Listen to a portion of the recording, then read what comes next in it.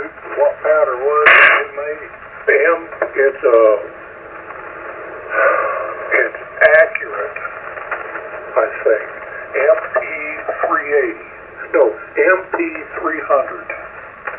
Is that a N as in Nancy or M as in Mike? Mike Magnum pistols for the sample. Okay, I like to experiment around with that stuff. I used to use, it used to be Hercules 2400, so it's a Orion now. 2400 pistol powder is what I used to use, 44 Magnum and 41. And I started using H110 Hodgson and get better results out of it. You're just about got to load a heavy bullet. They give you a charge for a 125 grain bullet, and they're almost all compressed loads, which I always found a little bit scary. But the load for the 125 grain, there's so much powder you can't even fill the case with it. Yeah, that's really stuff like that's what somebody new to reload needs to start using something that is near full case capacity, because now you get into powders used to Hercules, which is Hercules then, was Bullseye, was the fastest burning pistol powder. Now there's some faster burning powders than that now, but the dangers you run into, like on a 38 or a 45 ACP, you're looking at 4.5 to 5 grains for a maximum charge. You could get 5 times that much in a cartridge, so you had to watch about double charging that if you got in a hurry. Well, 2.7 grain is your basic mid-range wad cutter. You could come pretty close to putting 3 of those charges in a 38 space.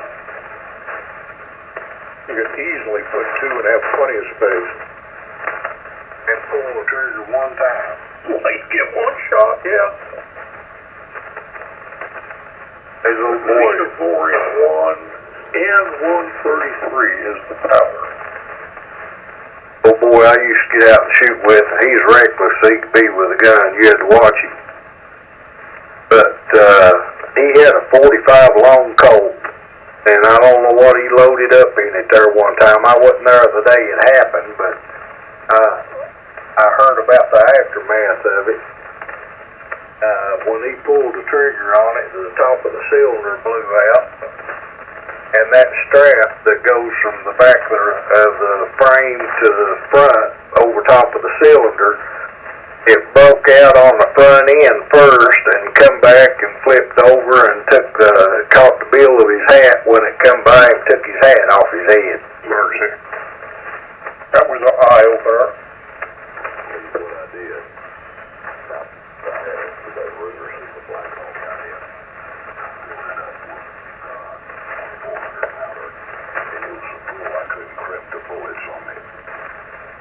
So I took it out and shot it, and when I did, it fired fine, but the bullets backed out, and I couldn't get the cylinder out. Like I never got that cylinder out of that car, out of that pistol. Yeah, the recoil let the projectiles in the other cases go forward enough to where you couldn't rotate the cylinder. Roger. And I think I put 12 grains of 2400, I believe that's what it was. I knew a fella, and he had a Ruger 223, the only really good shooting Ruger 223 I think I ever saw. And he sort of had the idea that the loads that they give you were ultra conservative because of lawyers and insurance regulations and stuff like that, and that they really weren't. You didn't have to pay attention to that. And I said, man, you better watch out now. That's not, he would go beyond the max loads. I said, that's not a good idea at all. Well, he shot one and the primer fell out when he opened the bolt. I think that sort of brought him back to the ground. I'll agree with him to a certain extent. On the lawyer effect, I think a lot of that's built in for the reason that when you pick up that load manual and look at a specific cartridge you're going to load for, it'll give you a minimum charge and a maximum charge. That's what they found to be safe in that gun. With the barrel that they're using, the bullet seated at the depth they're seating it at to match that barrel and all that. But now when you got a 1,000 different guns out there chambered in the same cartridge, the chambers might not be the same. So that's going to change things. That's why the rule of thumb is always start 10% below maximum charge. Work your way up and know what to look for on pressure signs. Now, some of the loads that I'm shooting in my rifles and some of the rifles are above what the book calls for as maximum because they are quantity. I see it's Hodgson in their load manual, they're very conservative on their powder charges. But that's based on the rifle and the barrel they're shooting it out of. That's what you got to take into account there. And once you start watching for pressure signs, know what to look for, you can work it up and then determine what is going a little warm load and then back off. That's the way I usually do it. But I had a buddy that he thought, well, he'd never loaded before. Just getting started into it, had a 308 Savage, and brought it up on the mountain that day, and he said, here, you shoot it and get it zeroed. And I said, okay, and I set the chronograph up. He was shooting a 150 grain bullet, and pulling the trigger, I thought, man, that's a little more recoil than what a 308 ought to be.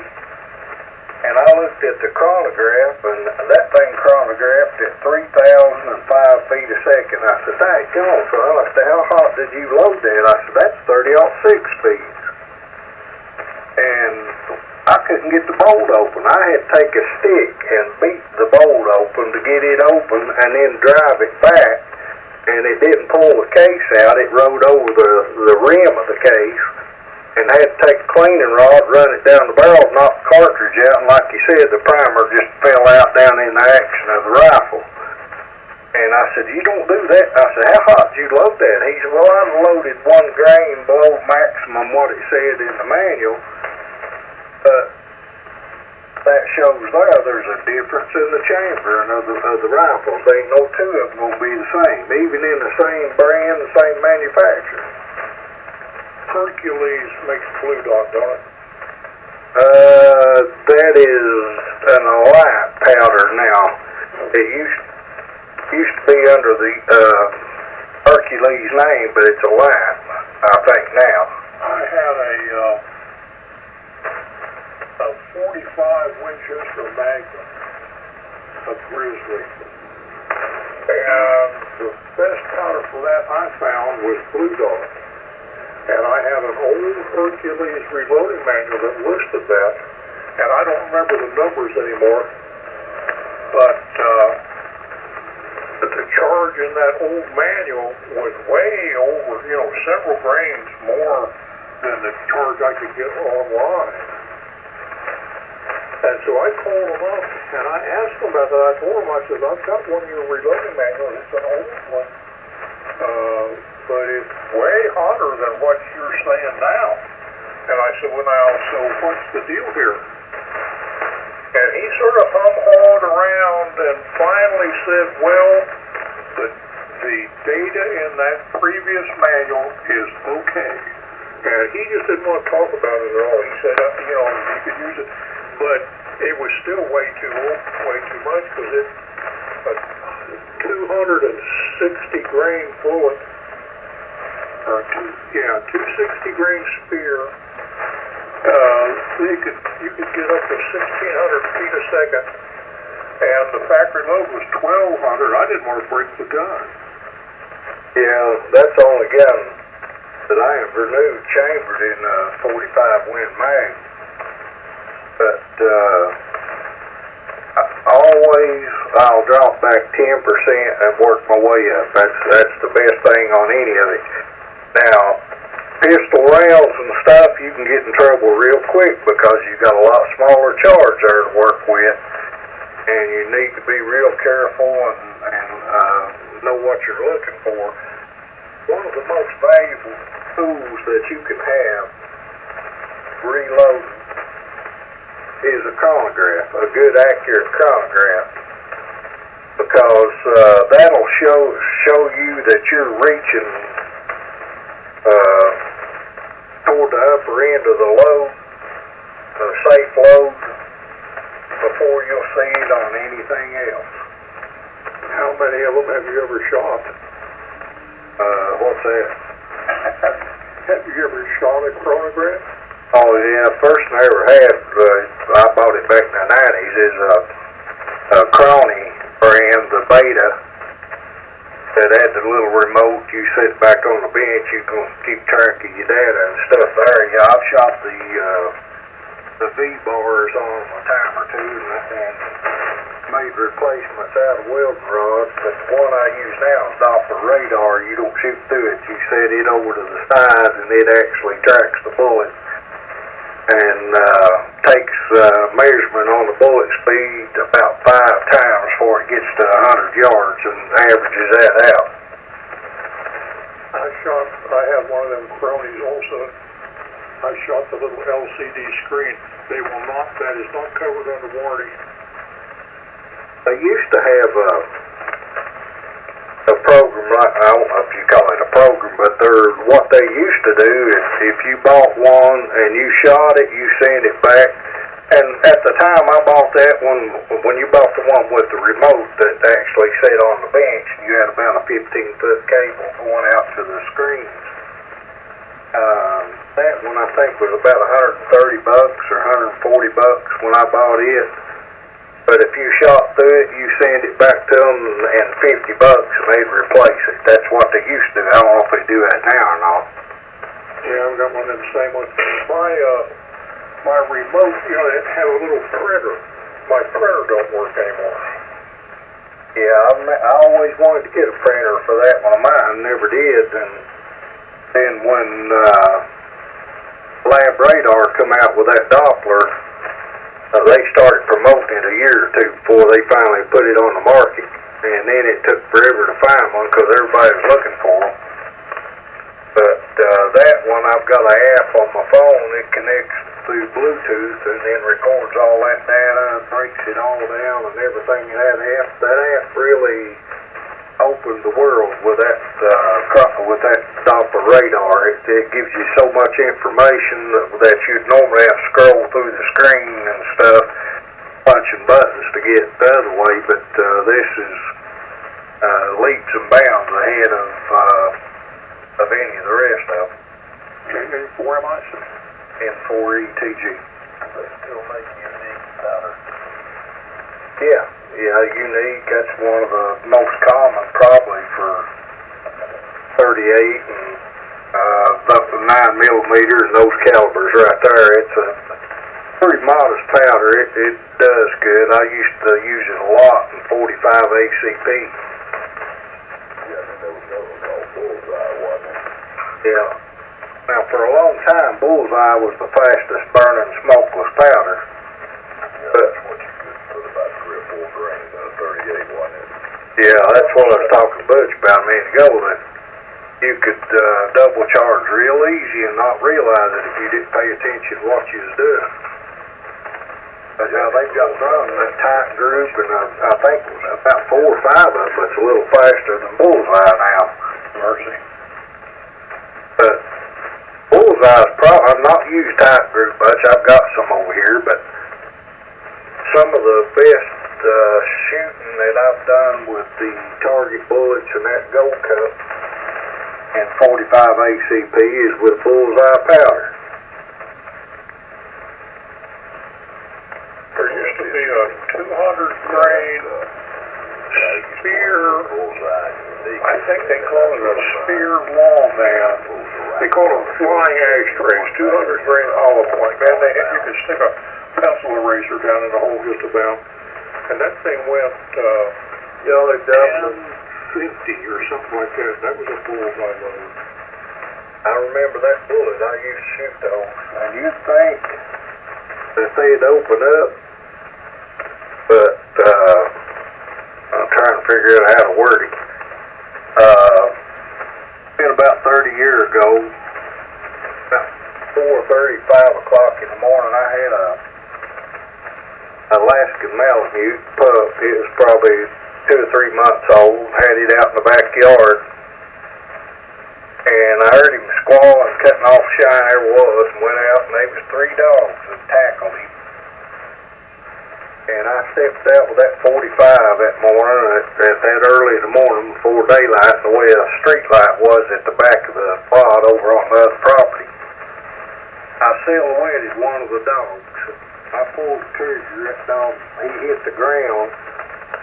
And those other two, he was squalling, awful squalling going on, you can imagine. And those other two was his buddies. They started jumping him, wearing him out, and him on the ground. And finally, that one jumped up and took off. I got up, getting ready to go to work the next morning, going out and kind of looking the place over. You could blood trail him, buddy. I mean, it's just a good blood trail over into some more property. And I saw where that bullet had went through that thing and went in the dirt and dug it out. And you could have loaded it back and shot it again. It never opened up a bit. All it had was a rifle marks on it. I always had good luck on that stuff. You know, they quit making that bullet, and I've got 2 or 3 boxes of that stuff. Yeah, I used to love that bullet. It shot good and everything, but now if you're expecting it to open up in a 45 ACP, unless you hit a bone, it ain't going to open up. Well, I had just the opposite. Of course, now when I say that, though, I'm talking about shooting a milk jug full of water. So if anything will open them up, that opens them up. Oh, yeah. Yeah, that hydraulic shock in that, it would. Okay, well, I see. You know, we get going on this shooting stuff, and we totally monopolized the conversation. I get carried away. Somebody's got to sing me down every now and then. Well, I don't think you prevent anybody from coming in. Say something, dog. Say what? What? Say what? Huh? Huh? I'm here. Say what? Everybody's here listening. Yes, sir. There's the doc. Hey, Doc. Hey, how you doing, Rich? How's about Zulu Robert? Hey, Mike. Hey, Mike. Hey, Mike. You guys talking about loading? I'm sitting here putting primers in 308 listening. All right. You better pay attention. Well, it's hard to mess up the primer. Unless you put it in backwards, that usually don't happen. I've had it happen. I don't think I ever, well, I'm not sure. I might have had it happen.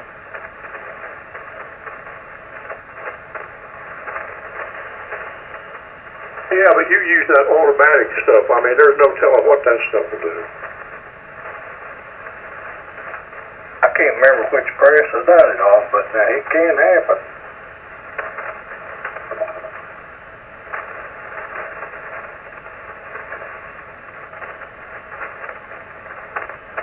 You got a Mac 10, don't you? Yeah. You got a suppressor on it? No, I never did buy a suppressor for it. Oh, that thing is a flamethrower, isn't it? Now, it'll spill them out. Put about 3 foot of fire out there in the barrel, too, doesn't it? I've never shot it at night or in low light to see muzzle flash, but with a 5-inch barrel, I'm sure it puts out a little bit. Yeah, Roger. Sure, a 9 or a 380. You get with it. Mine's 45, Butch.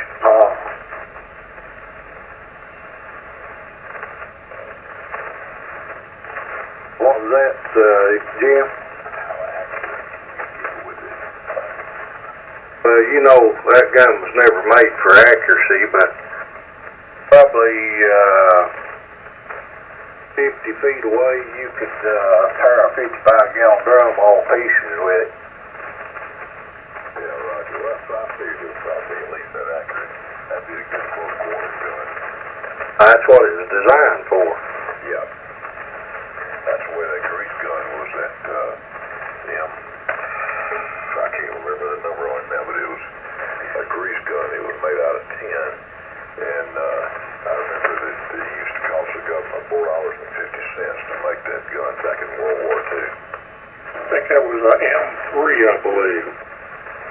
Yeah, now I read a little bit of the history of the Mac 10, or the Mac series of you know, they made the 45 automatic, 9mm, made both of them in a Mac 10, then the Mac 11 380, back when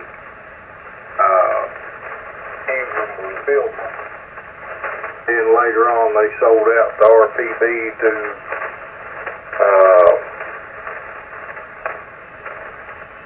failure in the company.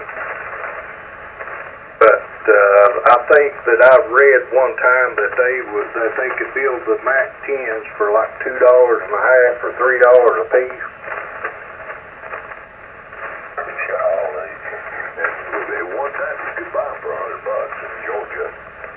Well, when I bought mine, I bought it in '79, I believe it was. I give $209 for it, and then the tax stamp was another $200. Yeah, Roger. Yeah, that's, and you have to keep the paperwork with it too.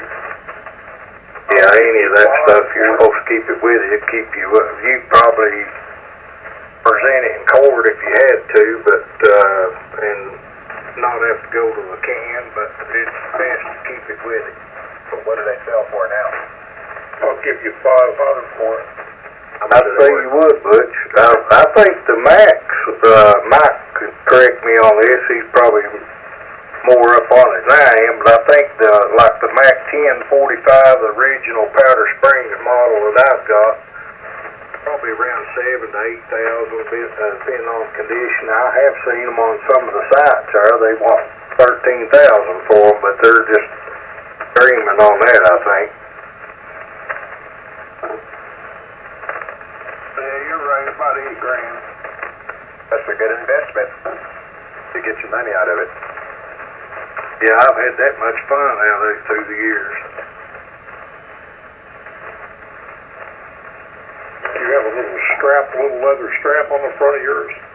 Yeah, it's got a little web strap about 4 inches long, something like that on the front of it, but I use a barrel extension. It's a ventilated barrel extension. It's probably 10 inches long, 8 or 10 inches long, something like that to hold on to control it, because you ain't going to do it like they do in Hollywood, stand there with one hand and shoot that thing. I guarantee you that. I don't care how big a brute you are. You don't hold that barrel for a long time either. Well, that muzzle extension on it don't get hot. Well, that's pretty neat.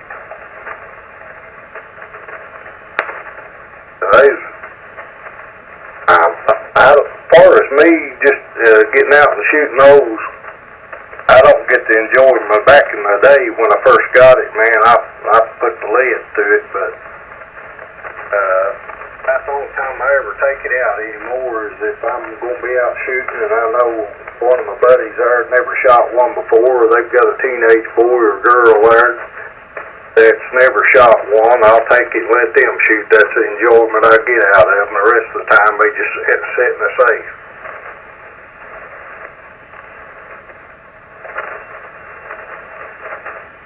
Hey, what do I say?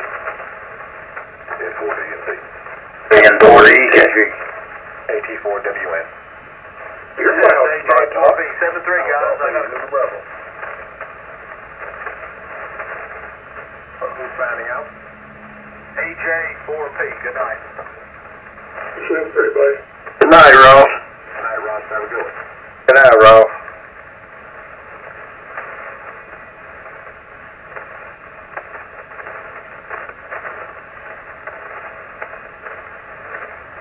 take those things now, though, it's expensive to shoot one is another reason you don't shoot them that much.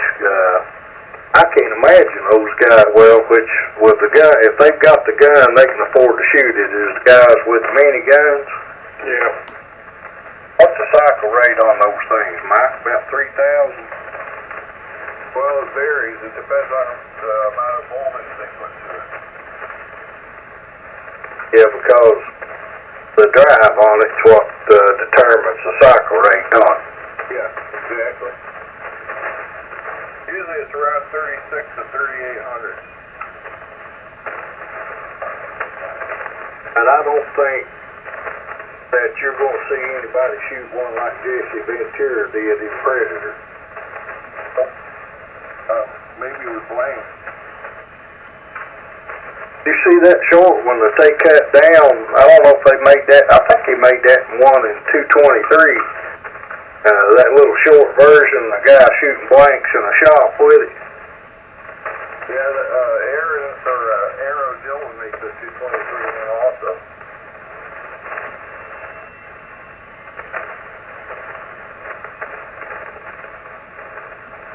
I tell you what I wish I could have found years ago was that company that was called Tippmann. They used to make those little teeny guns, and they made like a little 50 caliber and 22 long rifle.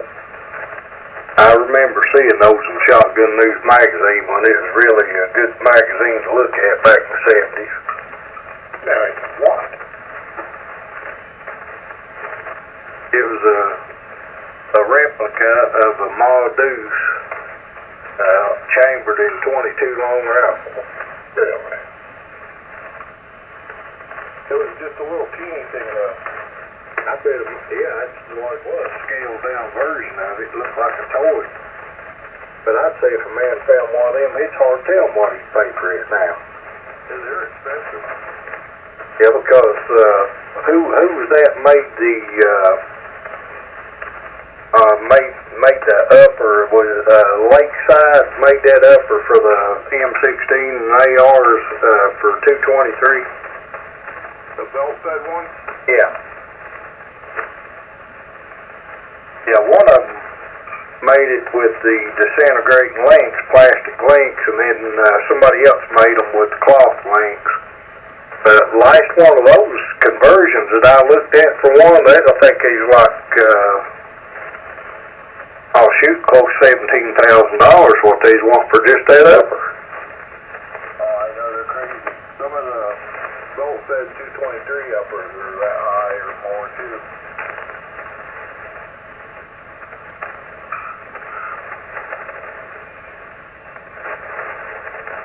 Yeah, Aries come out with that one to start with. I can't remember what they called it now. People had to get on a waiting list for it, and you had to put $1,000 down, and then I think the total cost was like $2,300. And you had a truckload of people got on the waiting list and paid their money, and a year later hadn't heard nothing, and then finally found out they was selling to some other country overseas and taking that initial investment they got to fund their capital to sell overseas, and then finally they sold out some other outfits making them sell them now. The Shrike is what they call that upper. Yeah, that's it. I don't think anybody did get them. Well, Graf and Son has got Vitavori 133. And a pound of it would cost me a mere $80.50. Yeah, there's cheaper places to get it than that. Well, that's shipping and hazmat. Who's cheaper, you think? Oh yeah. Before hazmat and shipping, you're probably going to look at $50 plus or minus a pound for it. $43.99. And I've learned too that all places don't charge the same hazmat. Some of them as high as $28, and then some of them as low as $18. They want $23.50. So where's a place I might be able to buy it cheaper?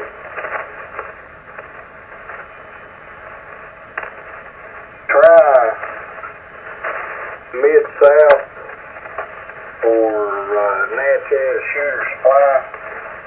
Midway's usually on the higher end. They're a little more expensive, Midway and Brownells, and then there's another one, Graff and Son. I bought some from them, and it's a little more reasonable than what that. Well, now $40-some a pound. I don't know if you'll find it any cheaper than that or not. Well, that's from Graff and Sons. Yeah, that's probably about as cheap as you'll find that. I think that in these days and times. I think that's become just about, not that I shoot much of anything anymore, but that PPC is pretty much my favorite gun these days. It's a single shot Weatherby that's been barreled in a 6 PPC. It's an awful nice gun. Yeah, that was a real popular bench gun, wasn't it? Yeah, this gun is pretty, and it'll easy shoot half-inch groups, and my best group out of it was 1/3 of an inch for 5 shots. It's nice. At what distance? 100 yards. It's got a 15 power, one of them $5 15 power loophole scopes. Yeah, that's a good brand at that distance. Yeah, and 5 shots. That same guy was telling you that loaded stuff so hot, he would shoot a real small 3-shot group. And I'd say, well, man, it's 3 shots. Shoot a couple more and see what it looks like. Yeah, I've got a bad habit of shooting a 3-shot group and measuring and stuff, which I'll shoot more than one group, but 3 shots what I usually hold it to on my Magnum rifles. But yeah, you open it up 5 or a 10-shot group, and you're going to see then you get a little more accurate portrayal of it. Well, for my cross the course match gun, I would always shoot 10-shot groups because that's what you're going to shoot for sure. And I could never quite get that gun. It was a Compass Lake engineering gun. It was a really good shooter, but I don't think I ever shot a sub 1-inch group for 10 shots.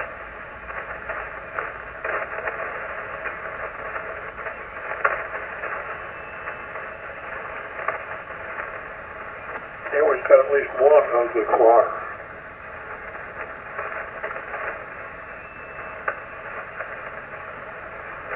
Well, it's been my pleasure chatting with you guys. I really appreciate not having nails driven in my hands tonight. I'm going to get out of here. Well, the getting's good. 7-3 all around. Look at that, Butch. All you got to do if you want those nails is come back on that 520 with the 76. Thank you. Yeah, get back on with it tomorrow night, Butch. We'll have a little more to talk about. Well, like I say, I pushed my big box out of the vault tonight. So that gives me a lot more space in there to set up. I can get a decent chair in there. And I've got more room to set things up. Don't tell us what might develop. Yeah, we got to have some new material, don't we, Al? That's right. Well, I certainly I feel honored to be the provider of material. Thank you. How about this? You get on your 520 and I'll get on mine. And one of us go high, the other one go low, and we'll just drive them crazy. I'll try and do my voice of Charlie Brown's teacher. That just popped right out of there. It's one of them you had to. You can't pretend that. You just got to do it. I got you. You came from last night. I didn't notice any of that. You didn't notice my Charlie Brown teacher voice? Yeah, I heard the Charlie Brown teacher voice, but I've drifted in frequency. Usually the 520s and the 820s and 830s, they drift to KC every now and then after they warmed up a little bit, but they never was rock solid on frequency like solid state. Well, it was well warmed up. It'd probably been on for 2 hours, but I was turning the dial a little bit, and on occasion I would get on upper sideband and so forth, but I certainly wouldn't have meant to that. K for MIC. And now we the rest of the story. Have a good butch. We'll catch you on tomorrow night.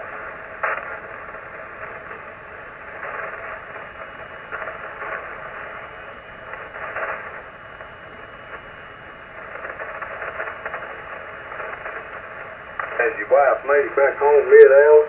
No, James, she hadn't made it back yet, and I'll tell you the truth, I'm about ready for that old girl to get on in here now. It's kind of lonely around here now. So I'm ready for her to come on home. Well, I think what it is that, said she had to buy a new wardrobe and stuff. She might not be done shopping yet. Oh, she's not. I mean, let's see, they're about 5 hours ahead of us, and I think today she's going to fly to Paris. And she's going to do a little shopping over there, so being the good husband that I am, I spent a little extra money over there and told her to have fun. Does she ever bring you anything back when she comes home like that? Oh, she does, yeah.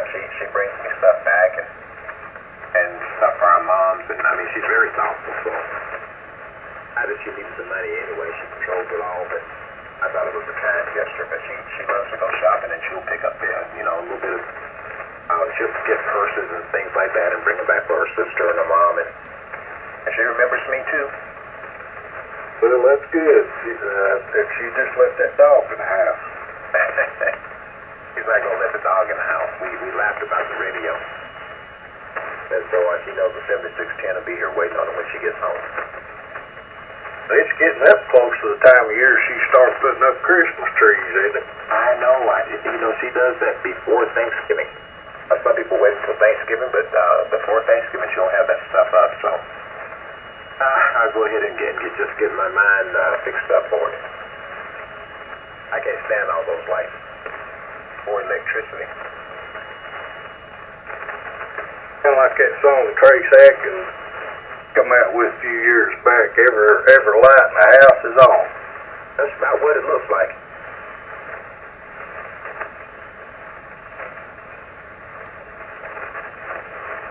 Now some of them get into here pretty heavy. You can't already see the house for the decorations, but I've got one below me here. Got into Halloween decorating for that, and they've got those big animatronics. I'm talking 12 foot plus tall, I guess. And I noticed the other day they put out a new one. They started 1st of September putting out Halloween decorations. They got 4 of those big animatronics plus other stuff. We got one like that too. For the life of me, I can't figure why the HOA mess with me over a basketball net, and they'll let that foolishness be on in somebody's yard, and it just looks terrible. Yeah, I'm like you.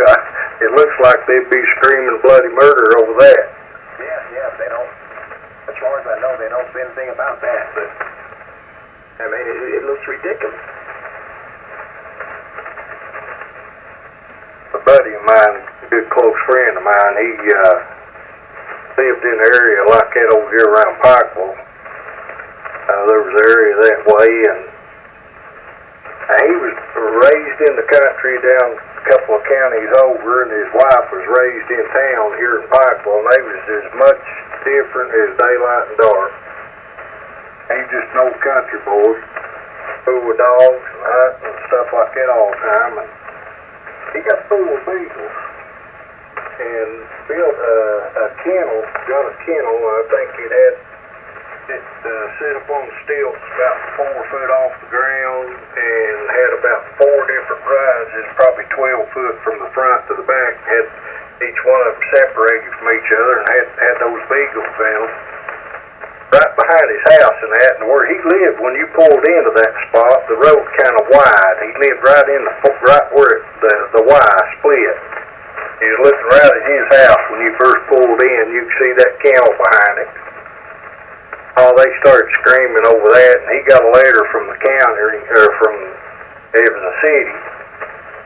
They told him you can't have a kennel or anything here, and in the letter they said it has to be removed by so-and-so date. If it's not, we're going to find you, I think fine him so much a day up to a cash.